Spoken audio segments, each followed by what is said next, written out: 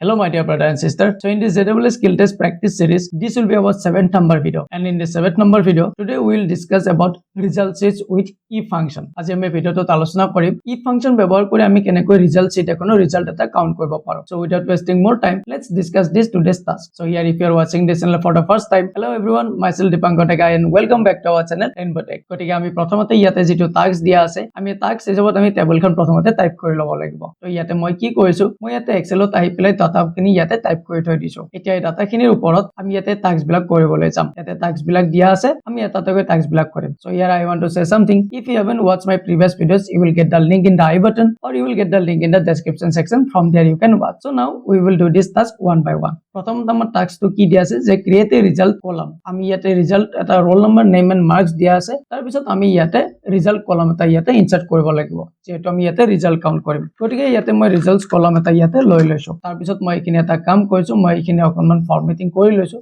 এখিনি হেডিংছৰ অকনমান ইয়াতে মই কালাৰ দি লৈছো, এখিনি বাছ ইয়াতে ফৰমেটিং কৰি লৈছো।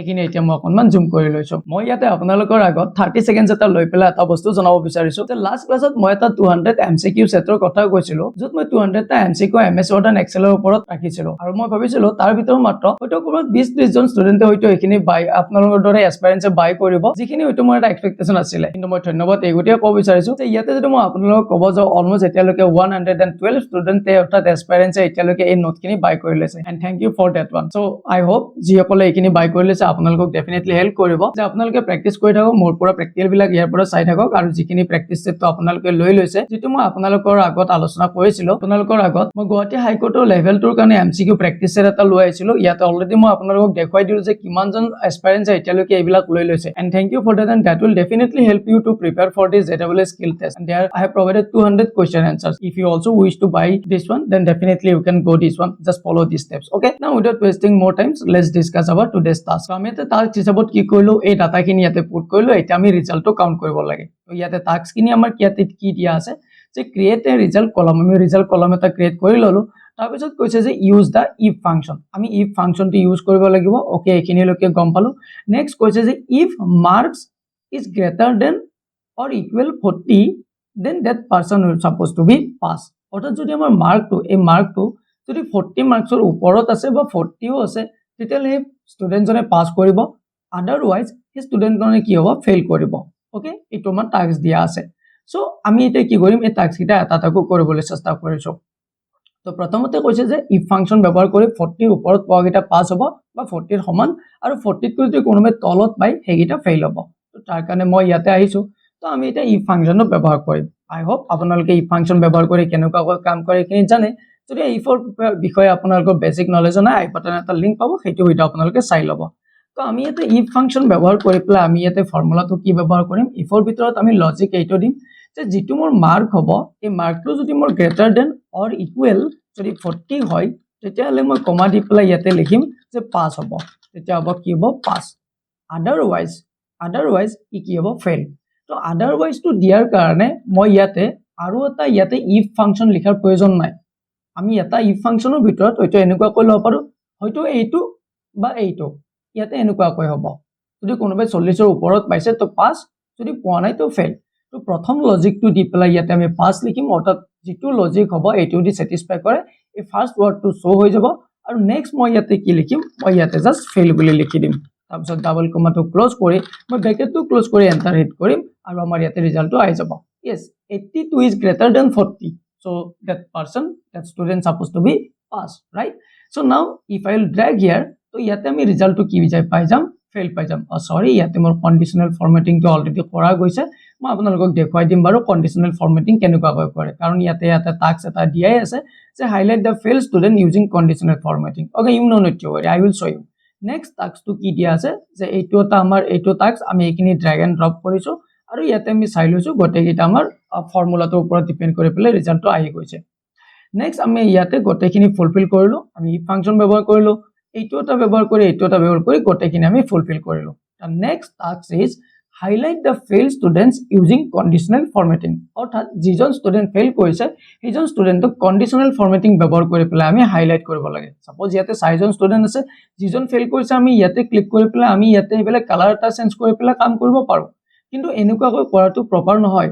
যদি আমাৰ ইয়াতে 2 লাখ ষ্টুডেন্ট থাকে তাৰ ভিতৰত যদি পাছ ফেল কাউন্ট কৰিব লাগে তেতিয়া আমি কি কৰিম এটা এটাকৈ কাউন্ট কৰিম এনেকে নকৰো ৰাইট তো তাৰ কাৰণে কন্ডিশনাল ফৰমেটিং ইউজ কৰি পেলাই মই সেলটো যে হাইলাইট কৰিব বিচাৰিছো তাৰ কাৰণে মই কি কৰিব লাগিব মই প্ৰথমতে যেটো কলাম আছে কলামটো সিলেক্ট কৰি ল'ব লাগিব তাৰ পিছত মই ইয়াতে কন্ডিশনাল ফৰমেটিংত ক্লিক কৰিম তো ইয়াতে ক্লিক কৰি পেলাই মই ইয়াতে প্ৰথমতে মই এটা কাম কৰিছো মই এটো ৰুলটো মই ইয়াৰ পৰা গুচাই লৈছো যে clear rules from da selected cells মই ইয়াতে গুচাই লৈছো এটো মই আৰু এবাৰ সিলেক্ট কৰি লৈছো মই এটো যেটো ফেল কৰিছে এটো মই হাইলাইট কৰিম তো তাৰ কাৰণে মই কন্ডিশনাল ফৰমেটিংত ক্লিক কৰি পেলাই মই ইয়াতে নিউ ৰুলছত ক্লিক কৰিছো after that you will see the second option format only cells that contains মই এটো ক্লিক কৰিম তাৰ পিছত মই লিখিম যে cell value তাৰ পিছত ইয়াতে between বুলি আছে তো betweenৰ জায়গাত আমি ইয়াতে কি লিখিম equal to যদি মোৰ cell value to equal to fail হয় মই ইয়াতে fail বুলি লিখি দিম যদি মোৰ cell value to equal to fail অৰ্থাৎ fail হয়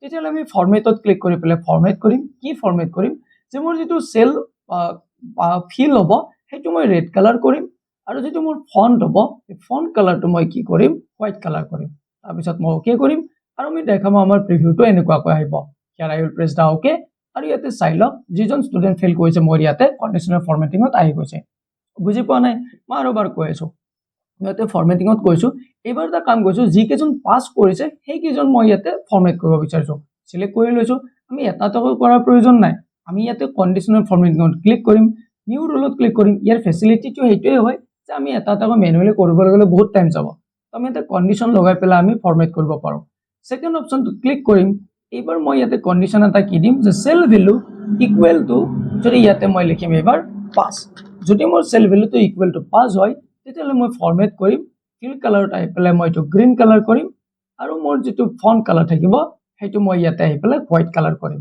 তাৰ পিছত মই ওকে কৰিম ইয়াৰ again I will press okay ইয়াতে চাই লওক মোৰ ইয়াতে ফৰমেট হৈ গল I hope আপোনালোকে এইখিনি বুজি পাইছে yes ৰবৰ ভিডিওটো ক্লোজ হোৱা নাই এতিয়ালৈকে ভিডিও শেষ হোৱা নাই আৰু কিবা এটা বস্তু আছে মই আপোনাক ক'বলৈ গৈ আছো এইখিনি বুজি পাইছে তো এইবিলাক টাস্ক আমি এটা এটা গোটেইখিনি ফিল আপ কৰিলো লাষ্ট টাস্ক ইজ আমি এই ফাইলটো ৰিজাল্ট শীট এনেকুৱাকৈ সেভ কৰিব লাগিব কেনেকুৱা ক'লে ভিডিওটো চাই পেলাই আপোনালোকে মোক কমেন্ট সেকশনত জনাবলৈ নাপাহৰিব আৰু আজিৰ এই ভিডিওটো মই এটা টাৰ্গেট ৰাখিছো again 40 comments and 40 likes if I will get the 40 comments and 40 likes I'll definitely continue this playlist okay so here I have brought on homework task what is the homework task আপোনালোকে নিজৰ ফালৰ পৰা এই attendance sheet এখন কেনেকুৱাকৈ বনাব পাৰে আমি সৰ্টিং ফিল্টাৰিং কেনেকুৱাকৈ কৰিব পাৰো এখিনি আপোনালোকে চাই লব বেসিক বস্তু হয় অ্যাটেন্ডেন্স আমি কাউন্ট কৰিম কেজনমান ষ্টুডেন্ট থাকিব আপোনালোকে কি কৰিব এখন টেবল ক্ৰিয়েট কৰিব তাত কেজনমান ষ্টুডেন্টৰ নাম ৰাখিব আৰু ইয়াতে প্ৰেজেন্ট এবসেন্ট কেজনমান ষ্টুডেন্টৰ কেইটামান ডেটৰ প্ৰেজেন্ট এবসেন্ট বহাই লব নিজৰ ফালৰ পৰা ম্যানুয়ালি তাৰ পিছত কি কৰিব এই কিমানজন প্ৰেজেন্ট আছে